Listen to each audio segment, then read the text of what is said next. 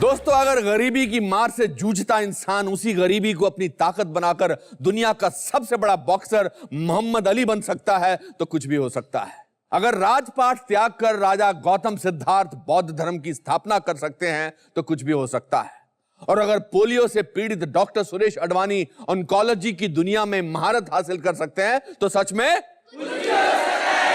दोस्तों, जीवन में हार ही इंसान की सबसे बड़ी सीख है, क्योंकि हार के बाद ही आप जीतने का मतलब समझते हैं। इसी के साथ welcome to the Anupam Kher show. कुछ भी हो सकता है।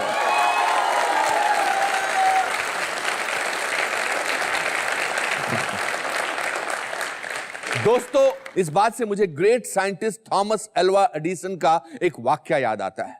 जब वो बार बार इलेक्ट्रिक बल्ब बनाने में नाकाम हो रहे थे तो उनसे किसी ने कहा, क्या आप अपनी नाकामयाबी से शर्मिंदा नहीं? तो इसके जवाब में उन्होंने कुछ इस अंदाज से कहा, I have not failed, I have found 10,000 ways that won't work. यह है परसिस्टेंस का नतीजा, जिसने नाकामयाबी की परिभाषाएं बदल दी। और फिर वही हुआ जो होना था। एडिसन साहब ने दुनिया का पहला इलेक्ट्रिक बल्ब बनाया और अंधेरे को हमेशा के लिए खत्म कर दिया। दोस्तों, आज जो मेरे मित्र यहां आए हैं वो दृढ़ता की जीती जागती मिसाल है। इनके हुनर और अभिनय के अंदाज की कोई तुलना ही नहीं है। फिल्म इंडस्ट्री को अपने रंग में ढलने को मजबूर करने वाले अभिनेता, one of the most versatile and powerful actors, please welcome Irfan.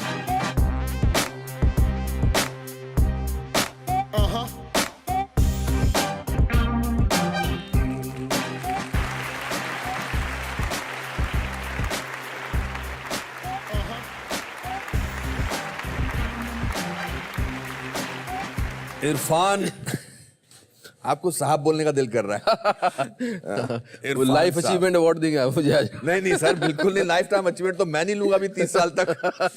Your full name is quite a big name. या साहबजादे इरफान अली खान। साहबजादे इरफान अली खान। जी। कॉन्वेंट स्कूल में सब लोगों के लिए आइडेंटिफिकेशन साहबजादे इरफान अली खान, सब अजीब तरह से देखते थे वो उसको। तो धीरे धीरे मैंने एक एक चीज कम करना शुरू की। करते करते करते अब खाली इरफान रह गया। इसमें से इर कब जाएगा मुझे पता नहीं। नहीं अभी कुछ नहीं। अभी इरफान बहुत अच्छा नाम है और इरफान के साथ मैंने जैसा कि कहा कि साहब लगाने का दिल करता है। मैंने सुना आपकी बैकग्राउंड, मतलब एक जो आपके बैकग्राउंड, पिताजी दादाजी वगैरह, they were not very rich but feudal belong करते थे। उनके मतलब जमींदार, हाँ, नवाब खानदान। आपके पापा क्या करते? पिताजी क्या बुलाते थे? वालिद साहब? हाँ। हमारे अब्बू हम बोलते थे उनको। अब्बू थक चुके थे उस सब रूटीन से, शिकार से, इससे उससे। लेकिन हमारी माँ बताती है कि जब हम बच्चे थे तो बहुत शिकार उन्होंने बहुत खेला है। आपकी कुछ याद है कि आपको भी कभी शिकार पे लेके गए थे? मुझे हमेशा लेके जाते थे और हम हमेशा जाते थे। हमारे लिए बहुत एडवेंचरस होता था। लेकिन जब मेरी सिस्टर मेरे साथ जाती थी या मेरा सबसे छोटा भाई साथ जाता था तो हमारे लिए थोड़ा ट्रॉमेटिक होता था वो। क्योंकि एक तो मिस्ट्री जंगल की वो बहुत मज़ेदार होती थी। अच्छा। वो देखने में बहुत मज़ा आता था। लेकिन जब किसी जानवर को मारा तो उसकी पीछे कहानियां हमारी बनती थी। क्या है कि उसकी माँ वेट कर रही होगी, अरे उसका वो हो गया होगा। तो वो एक इमोशनल, एक अजीब सा है ना, अच्छा नहीं लगता था मुझे। हाँ। मेरे से उन्होंने बंदूक चलवाने की कोशिश की, बंदूक में चलाता था लेकिन जानवर मैंने नहीं मारा। अच्छा। मुझे दिक्कत होती थी थोड़ी। और मेरे फादर मुझे अक्सर कहा भी करते थे, क्योंकि मैं नॉनवेज खाता भी नहीं था। नहीं खाता था। मुझे थोड़ा सा अजीब लगता था। अच्छा। पता नहीं, मेरा टेस्ट डेवलप नहीं हुआ था शायद। तो वो अक्सर बोलते थे कि ये ब्राह्मण पैदा हुआ है पठानों के घर में। अच्छा। और मतलब एक दबंग किस्म की फैमिली थी। एक फादर आगे जा रहे हैं गन्स लेकर, पीछे दो बेटे चल रहे हैं। मैंने रियलाइज किया कि इट्स एन एडिक्शन। वो जो जोश होता है शिकार के वक्त का, वो बहुत ही इट्स अ वायलेंट थिंग। कि जानवर दौड़ रहा है, आपकी गाड़ी दौड़ रही है, खड्डा दिख रहा है ना, दीवार दिख रही है, और आप बस उसके पीछे हैं। और आपकी माँ, आपकी वालिदा इनके टोटल कंट्रास्ट में थी। बिल्कुल। उनको सॉफ्ट फिलोसॉफिकल, उनको लगता था ये सब वायलेंट चीजें। एंड उनका इसलिए आई थिंक एक किस्म का कॉन्फ्लिक्ट डेवलप हो गया था मेरे फादर से, और वो मरते दम तक रहा। क्या? शी नेवर लाइक्ड शिकारबाजी। एंड तो उनका कहीं ना कहीं केमिस्ट्री में गड़बड़ाई है उस वजह से। मतलब बेसिकली आपके फादर साहब का प्रोफेशन और पैशन सेम था। प्रोफेशन तो उनका टायर था, हाँ, जो कि उस पर ध्यान नहीं देते थे। उन्होंने अपने सर्वेंट्स रख रखे थे, वो अपना संभालते रहते थे। पैशन शिकार था। और आपको पढ़ने वढ़ने को बोलते थे कभी? वो बोलते थे कि हुनर सीखो कोई। हाँ, हुनर हुनर सीखो। पढ़ लिख के क्या करोगे, नौकरी करोगे किसी की? हाँ, तो वो नौकरी को थोड़ा सा ऐसा देखते थे, लुक डाउन अपॉन करते थे कि नौकरी वोकरी क्या करनी है, हुनर सीख लोगे जिंदगी भर, और कोई आप चाहते थे कि आप प्रोफेसर भी बने हो या लेक्चरर बनो? मेरे फादर का कोई उसमें हाथ नहीं था। उनका था कि बस कुछ भी काम सीखो, अपना कोई किसी तरह का प्रेशर। मेरी माँ का प्रेशर था कि अंग्रेजी स्कूल में जाएं, कुछ मतलब कन्वेंशनल तरीके के जो इज्जतदार जॉब पेशे हैं वो अपनाएं। और फिर आपने अपनी वालिदा साहिबा से कहा कि मैं दिल्ली जा रहा हूँ प्रोफेसर बनने की कुछ ट्रेनिंग करने के लिए। हाँ? मैंने उनको कहा ये था कि मैं ड्रामा पढ़ने जा रहा हूँ। तो मैंने जब उनका रिएक्शन देखा तो मुझे लगा कि वो समझी नहीं है। उनको लगा कि मैं नाटकबाजी करूंगा, जो करना था मुझे। तो मैंने कहीं से सुन लिया कि इसको करने के बाद जो है आपको लेक्चरशिप की नौकरी मिल सकती है। ये वर्जन मैंने उनको दिया था कि मैं ये करने के बाद मैं लेक्चरर बन सकता हूँ यहाँ पे ना, तो लेक्चर बनूंगा यहाँ के। तो वो संतुष्ट थी। और पिताजी ने पूछा था कि आप कहाँ जा रहे हो, क्या करने जा रहे हो? पिताजी पिताजी जब मैंने नाटक करना शुरू किया, पिताजी की उसी वक्त जो है उसी दौर में उनका वो चले गए, वो ट्रांसफर हो गए ओह, यहाँ से दूसरे प्लानट, कहीं पता नहीं कहाँ गए, पता नहीं चला मुझे अभी तक। मतलब वो इंतकाल हो गया उनका। अच्छा, इंतकाल हो गया। इंतकाल मतलब ट्रांसफर होता है। तो उनका ट्रांसफर हो गया वो, और ऐसे क्रूशल टाइम पे हुआ जबकि मैंने एनएसडी का जाने का बिल्कुल डिसाइड कर लिया था और मैं घर का बड़ा था।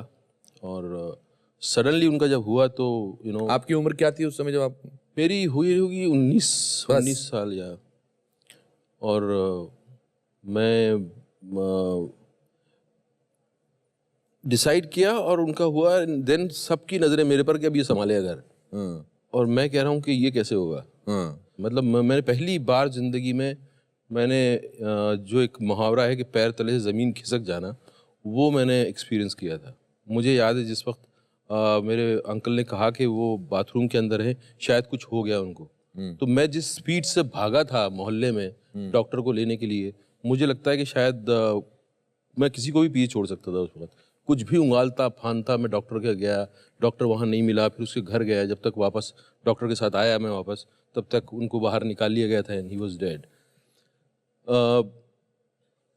मुझे जो है उनका सर पे हाथ फेरना याद है मुझे हमेशा से, वो मैं कभी नहीं भूलूंगा ज़िंदगी भर। जिस तरह से वो हाथ रखते थे सर के ऊपर, वो बहुत उसमें पता नहीं क्या था एंड मेरा कभी उनसे बहुत ज़्यादा इंटरेक्शन नहीं हुआ। मैं थोड़ा सा अलूफ था, मेरे छोटे भाई का ज़्यादा होता था। मेरे से लास्ट के दिनों में जब उनका कॉन्फ्लिक्ट थोड़ा सा मेरी मदर से ज़्यादा हो गया था तो बहुत परेशान रहते थे वो। उस दौरान मैंने अपने हिसाब से उनको कुछ सजेस्ट करने की कोशिश की, एक आध चीज़ें।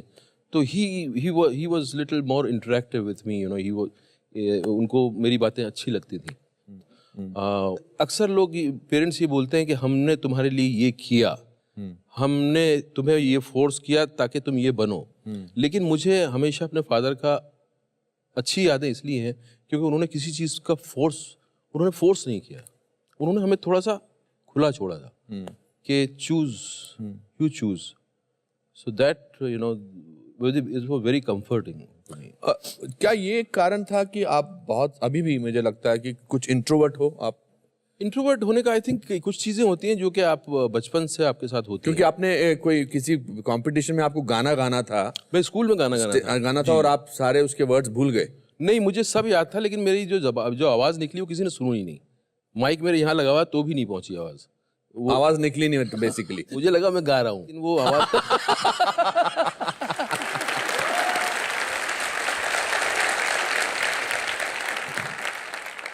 हमें फिल्में देखना अलाउड भी नहीं था एक्चुअली। अच्छा। हमें फिल्मों में कभी ऐसा नहीं हुआ कि परिवार वाले जो है लेके जा रहे हैं वो फिल्म आई है चलो देखते हैं। मेरे अंकल जो आते थे टोंक से, वो हमें सबको लेके जाया करते थे। उनके आने का मतलब था कि हम अब जाके फिल्म देखेंगे कोई।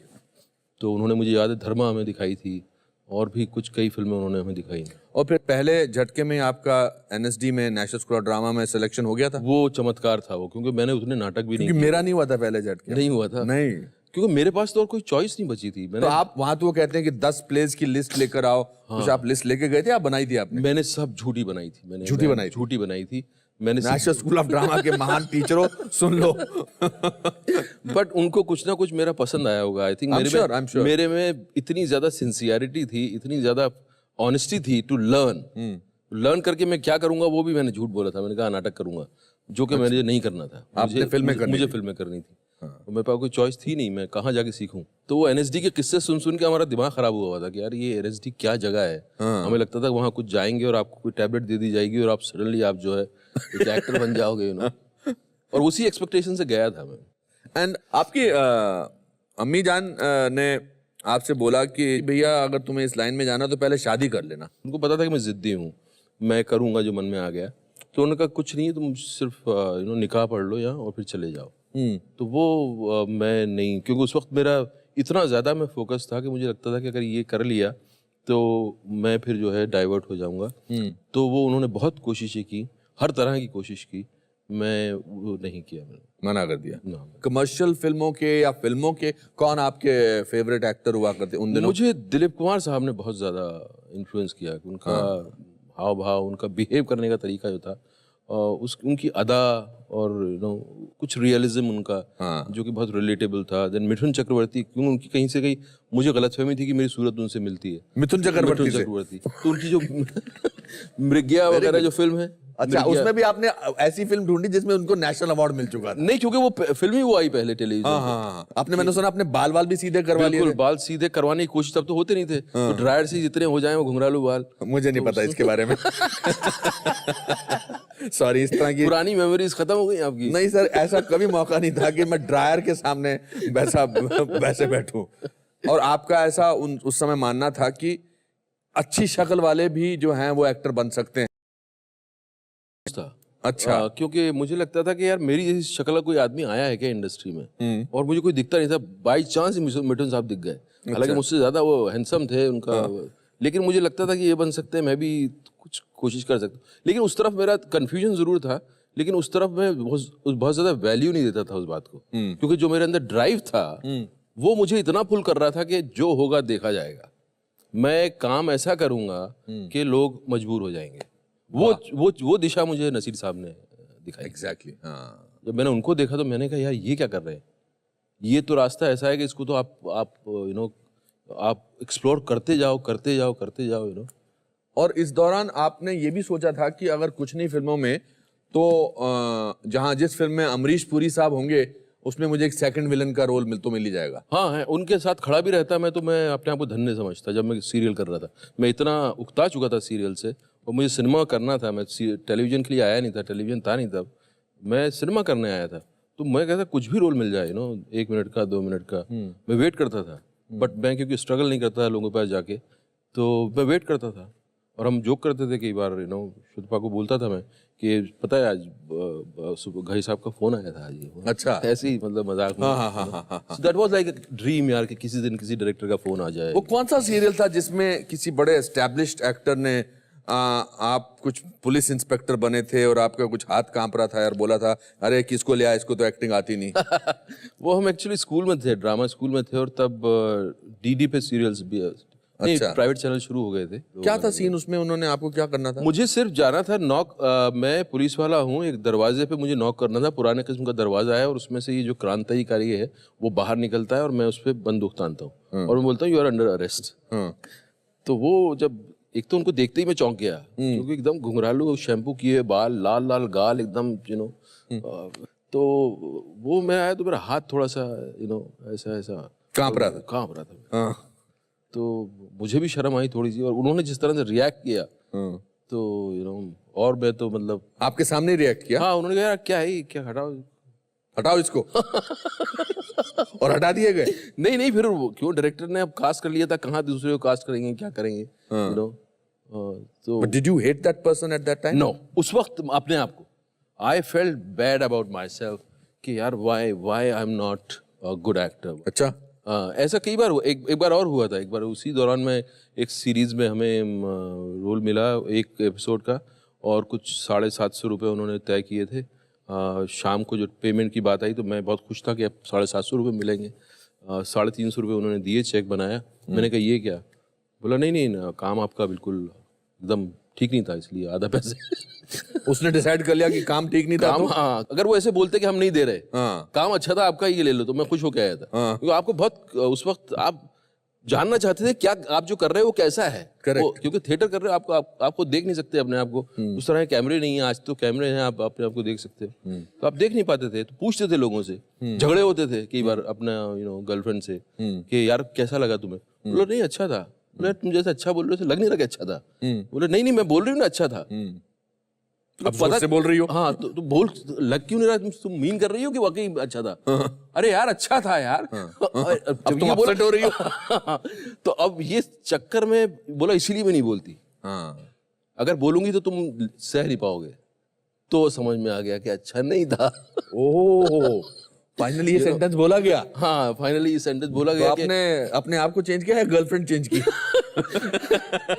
मन तो करता था गर्लफ्रेंड चेंज कर दो, लेकिन नहीं हो पाई चेंज। इस दौरान आपकी कास्टिंग मीरा नायर की फिल्म में भी हुई थी। फिल्म का नाम था सलाम बॉम्बे, और काफी रोल आपका कट गया था सुना उसमें। उसमें वो रोल ही खत्म हो गया था जो मुझे लेकर उन्होंने और आपने शूट किया था उसको शूट करने वाले थे हमने 2 महीने की वर्कशॉप की थी। बाद में उन्होंने कहा कि यार इसकी हाइट इतनी है, बाकी बच्चे ऐसे हैं, तो फ्रेम जो है गड़बड़ हो रहा है। और फाइनली ये न्यूज़ ब्रेक की गई कि आप नहीं है, आप जो है वो रोल अब खत्म हो गया है। Where were you? Where was this news told to you? I was in Marine Lines. I had Mr. Day was there who उनके घर में मुझे पेइंग गेस्ट रखा गया था, और शाम को कुछ गेट टुगेदर जैसा था। तो मुझे वहाँ बुलाया गया। हाँ, मतलब बातचीत हो रही थी, और फिर मुझे बोला कि ये रोल अभी नहीं है इरफान, तो अब आगे कुछ करेंगे ना, इसको कट गया है। उनके लिए तो ऐसा था, मेरे लिए मतलब मेरी पूरी दुनिया शैटर हो गई so be prepared any time for anything. मैंने एक कहानी सुनी है, ये कहाँ तक सच है इसकी पुष्टि आप करेंगे, कि आपको किसी ने कहा कि टीवी टावर पे रोल मिलते हैं। अच्छा, इसका मतलब कहीं तो इसमें सच्चाई है। इसमें बहुत सच्चाई है इसमें। क्या ये मतलब एक्चुअली क्या था वो, जब लगा कि एक्टिंग करना है, तो फिर लगा कि टेलीविजन में भी जा सकते हैं। तो हमने इंक्वायरी करने की कोशिश की, रिसर्च कि कैसे जाया जाए। तो किसी ने बता दिया पहाड़ के ऊपर टीवी टावर लगा हुआ था। किसी ने देखो दिख रहा है ना वहाँ पर प्रोग्राम बनते हैं, अब वहाँ से रिले होता है। उसको भी शायद यही समझ होगी कि वहाँ बनते हैं प्रोग्राम। अच्छा। उसने हमको वहाँ भेज दिया, तो हम पहाड़ों पर भेड़ बकरियों के साथ ऊपर, मुझे मालूम है वो नाहरगढ़ का पहाड़ है वो।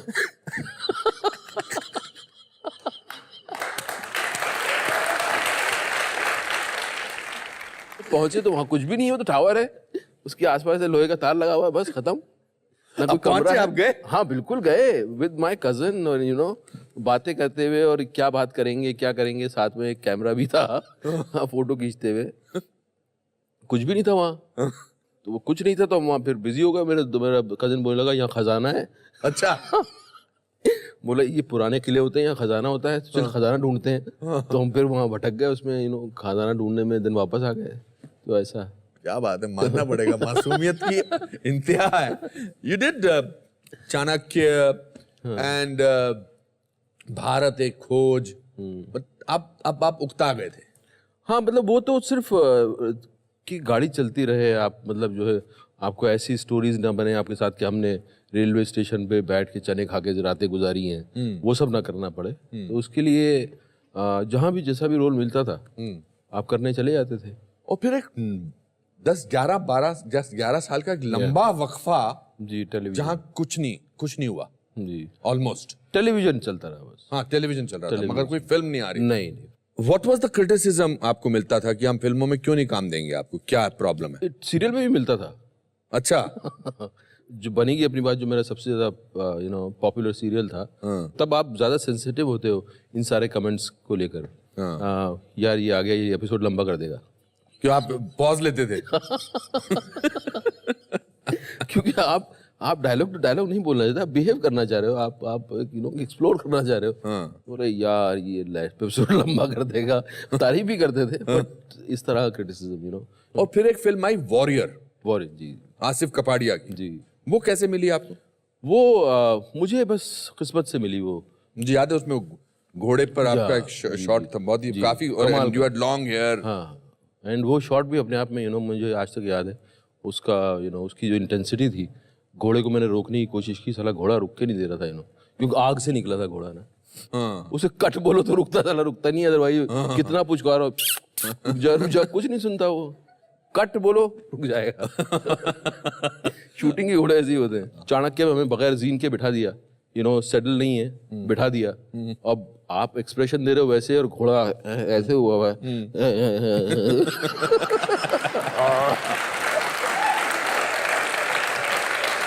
तो आपको अंदाजा नहीं है कि अब एक फिल्म थी परंपरा, यश जी ने बनाई थी।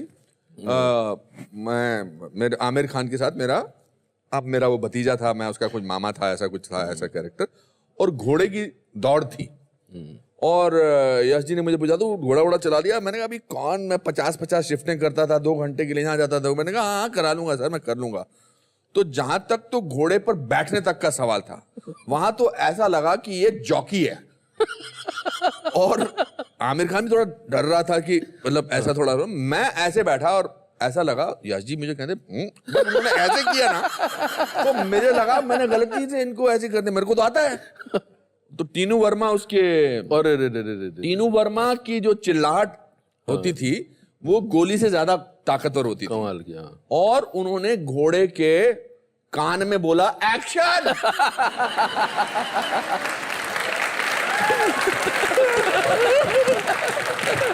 और जो तो मुझे फर्स्ट नहीं आना था, आमिर को फर्स्ट आना था दौड़ में, मगर मैं फर्स्ट आया और मेरा ऐसा था पीछे था। तो ये हमारी जिंदगी में ऐसा बहुत होता है। आज भी अगर मुझे घोड़ा चलाने को बोलेंगे तो मैं थोड़ा 5 बार सोचूंगा मैं। क्योंकि घोड़ा एक ऐसी चीज है, उसका अपना दिमाग होता है। करेक्ट। और वो समझ लेता है, वो उसका सेंस बहुत तगड़ा होता है। और मैंने भारत एक खो, चाणक्य बहुत शूट किया है, मैंने घोड़ों को गिराते हुए देखा है लोगों को।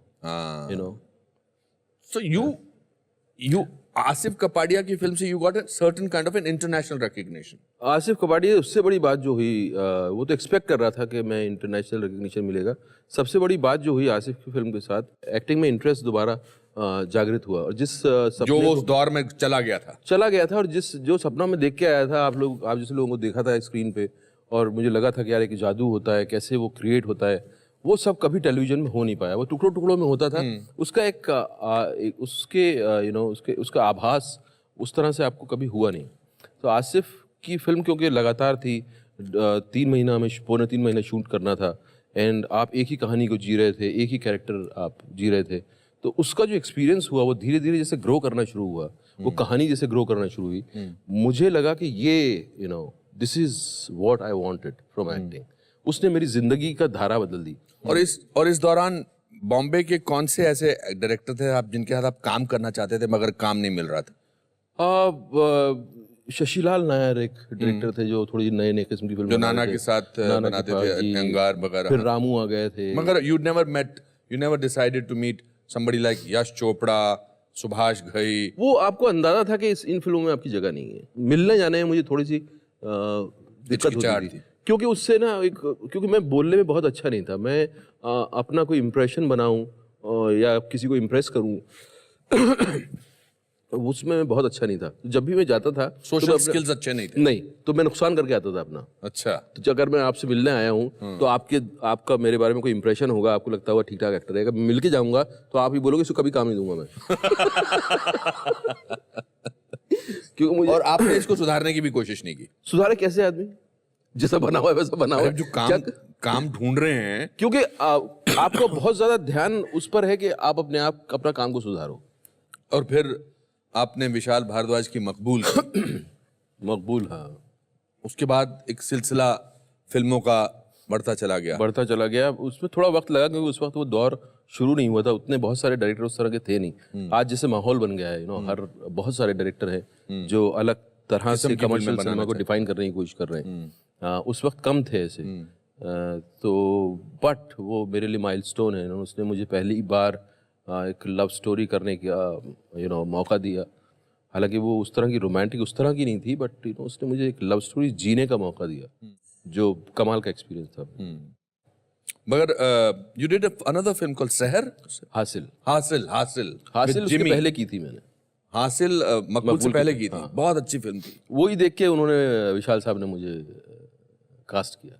हाँ, विशाल साहब से मैं शायद किसी स्कूल में मिला था, हम दोनों के बच्चे एक ही स्कूल में थे शायद। तो मैंने बोला था कि आप, मेरी फिल्म है, आप प्लीज़ देखिए ना, तो स्क्रीनिंग है।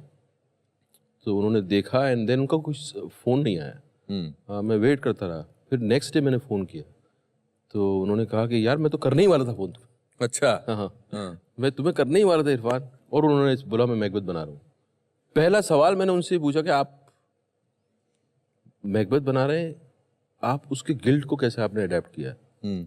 फिर उन्होंने बताया बच्चे वाला एंगल, जिस तरह से वो गिल्ट को उन्होंने अडेप्ट किया था, आउटस्टैंडिंग। बहुत अच्छा। उसको पता नहीं है कि बच्चा किसका है।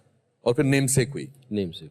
और मुझे कभी लगा नहीं था कि नेमसेक जो है वो इसकी फिल्म होगी, फादर की एंड मदर की। मुझे हमेशा लगा गोगोल की कहानी है, उसी की फिल्म होगी। बट उसकी लाइनें इतनी खूबसूरत थी कि मैंने कहा यार इस लाइनों को बोलने का मौका फिर मुझे मिलेगा नहीं।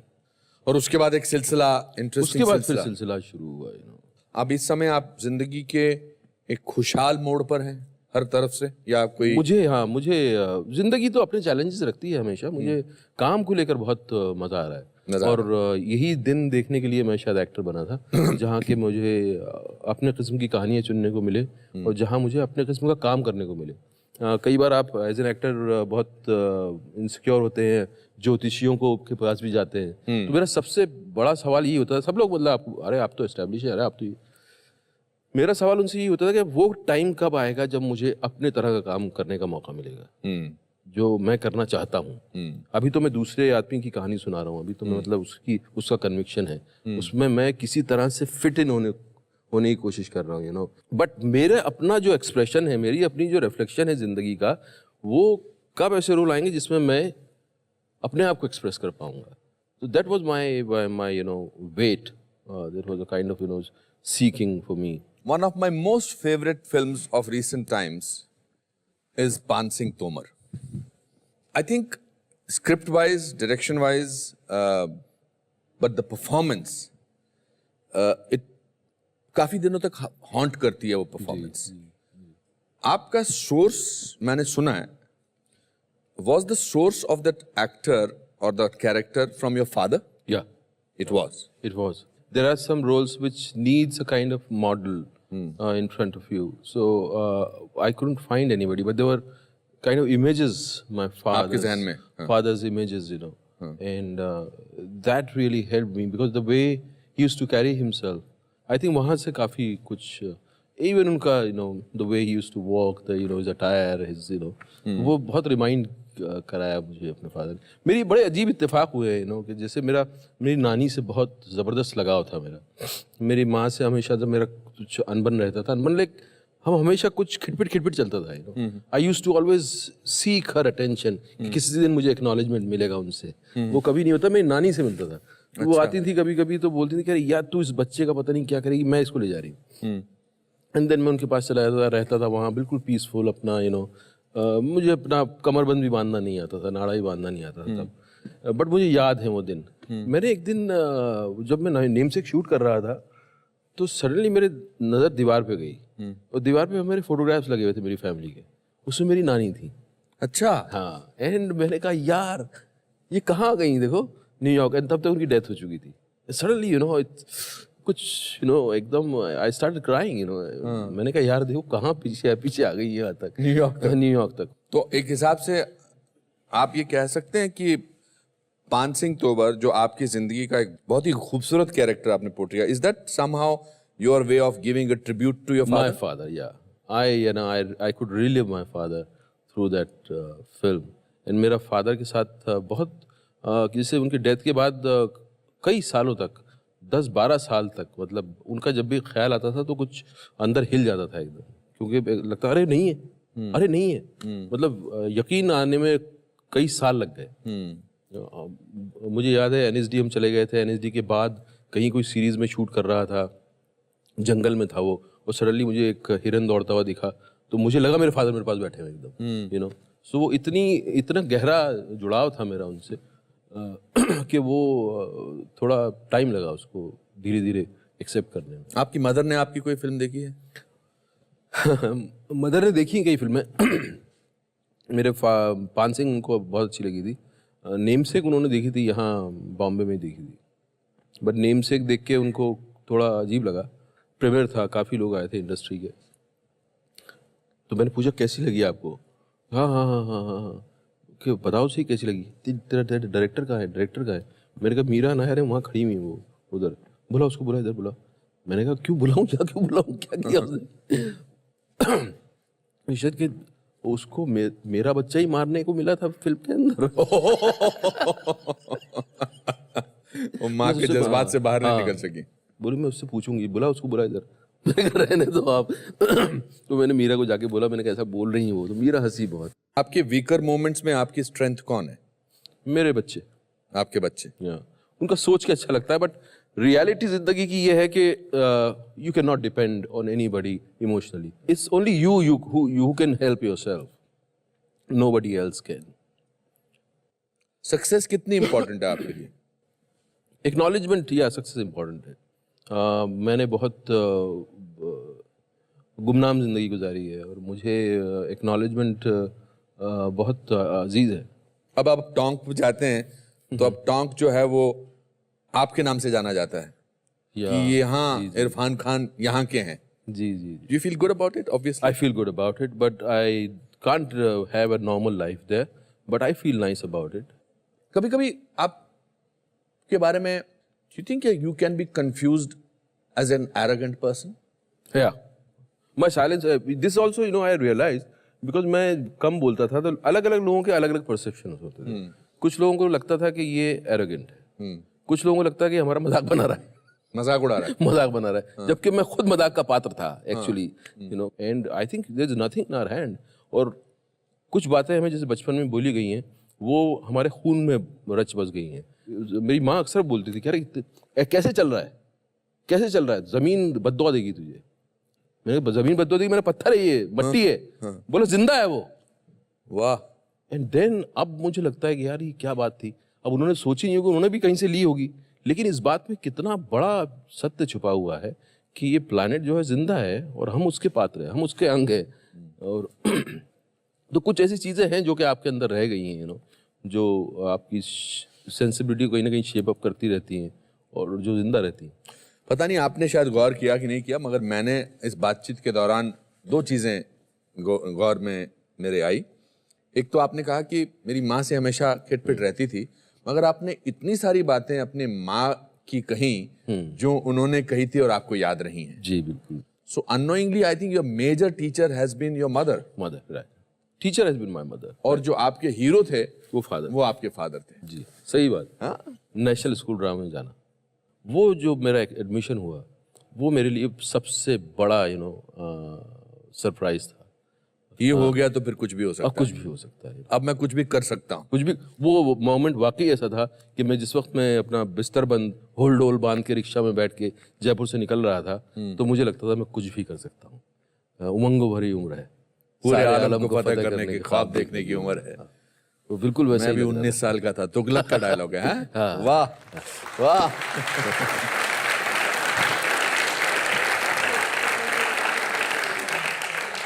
चलिए अब वक्त आ गया है, यहाँ बैठी हमारी जो ये ऑडियंस है इनको भी एक कुछ भी हो सकता है मोमेंट देने का। Okay great. हमारे इरफान यहाँ पर ये बोल हैं, इसमें कुछ पर्चियां हैं और इसमें से आपको एक पर्ची निकालनी है और जिसका नाम निकलेगा उसको हम यहाँ बुलाएंगे। वाह वाह वाह वाह। ओके, पढ़ दीजिए किसका नाम। चिराग। चिराग आइए। वाह।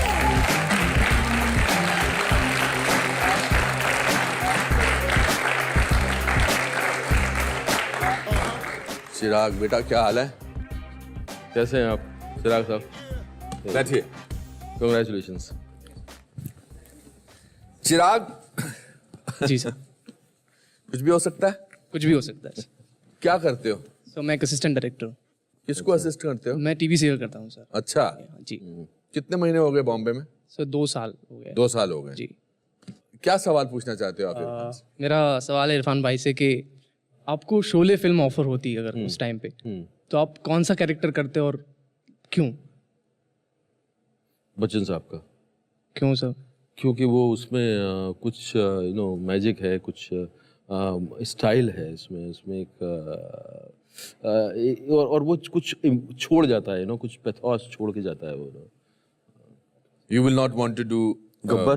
मतलब मेरे गब्बर। में टैलेंट नहीं होता। अच्छा। हाँ, मैं उतना, मुझे नहीं लगता कि मैं अमजद खान जितना, क्योंकि उसने जो कर दिया, I don't think anybody can touch that. हाँ, वो उसके अपने, आई थिंक वो पैदा इसलिए हुए थे। कोई कोई रोल होते हैं जिसको आदमी, आई थिंक एक्टर वो पैदा होता है उसको करने के लिए। अमजद खान को कोई टच नहीं कर सकता है। अब हम आपको इनकी पसंदीदा चीजें कुछ देना चाहेंगे। ये हमने कुछ आपकी तरफ से चीजें जी ली हैं। बिल्कुल बिल्कुल बिल्कुल। क्या बात, अरे ओहो, वाह वाह।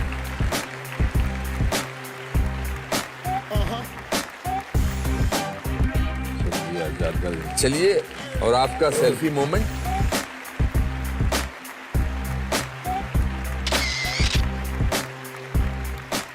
Thank you and congratulations. All the best, you take care. Well done, बहुत बहुत शुक्रिया।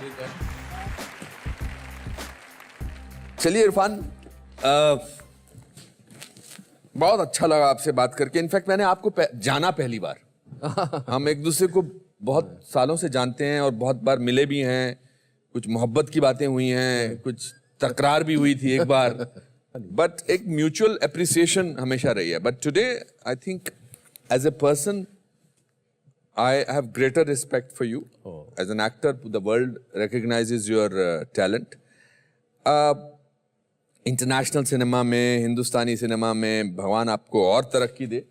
हमने अपने कुछ जज्बात इस पेपर पे लिखे हैं। हम चाहते हैं कि आप इसे सुने और इसे भी अपने घर में लगाइए, रखिए। मुझे इस बात की बेहद खुशी होगी। आइए।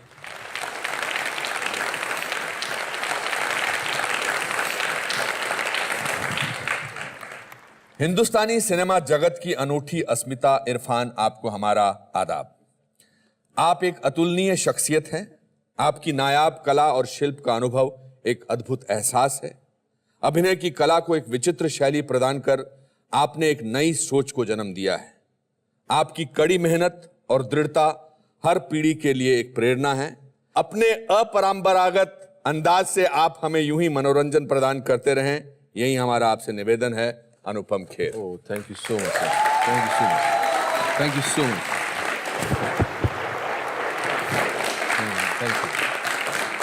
दोस्तों, इसी के साथ आज का एपिसोड खत्म होता है। मुझे उम्मीद है कि इरफान से मिलकर आप सबको प्रेरणा और खुशी मिली होगी। हम वादा करते हैं कि अगले हफ्ते फिर मिलेंगे एक नए दोस्त और उसकी विचित्र कहानियों के साथ। तब तक के लिए अपना ख्याल रखिए और याद रखिए कि जिंदगी के हर मोड़ पर एक सरप्राइज छुपा होता है, क्योंकि लाइफ में कुछ भी हो सकता है।